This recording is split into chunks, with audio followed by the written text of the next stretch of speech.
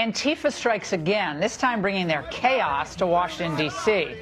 The group was trying to disrupt a demand free speech rally when they clashed with police. This comes as Andy Ngo, the conservative journalist attacked by Antifa last week, returned to the hospital due to injuries stemming from that attack.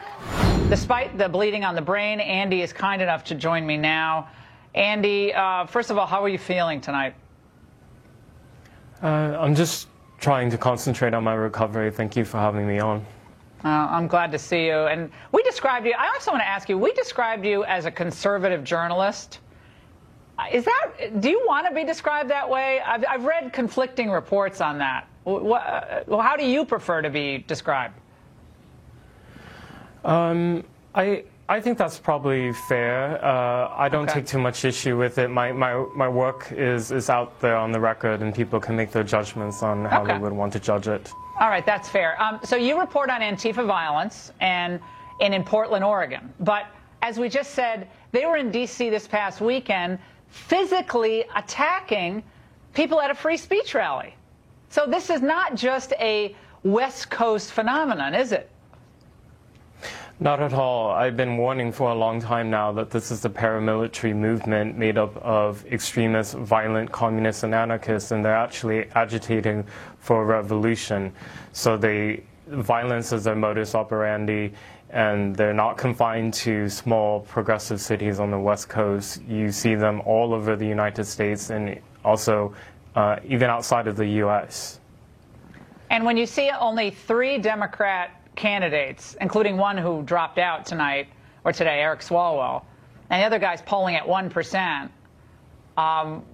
What is that? Only 3 of them condemned the attack against you. What does that tell you?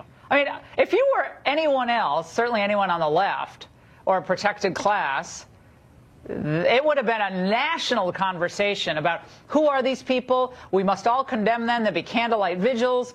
It would be absolute just unanimity of thought. 3 candidates out of the 20. Your thoughts?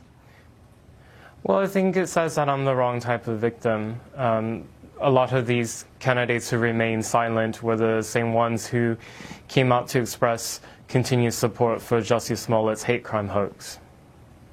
And Andy, have you thought of learning martial arts? I mean, I know you're not supposed to, you're filming stuff, but if someone's attacking you, have you ever thought of hitting them back? Or, I mean, I know it's hard because they're throwing stuff at you, but I mean, my instinct is I want you to, hit them back. I'm sorry, but you have to defend yourself, more than just with goggles. Yeah, actually, because I've never been in a fight, the first impact was to my head and from the back, and I just, before I could even gather like what had happened, the punches just kept coming in every direction, and then I was blinded, so there was no chance to fight. Well, Andy, we have a lot of people out there who would be happy to train you, and I think it's probably good for all Americans to learn how to defend themselves as best we can in a circumstance. Andy, we're thinking about you, praying for you, and best of luck out there. We'll check back with you soon. Thank you.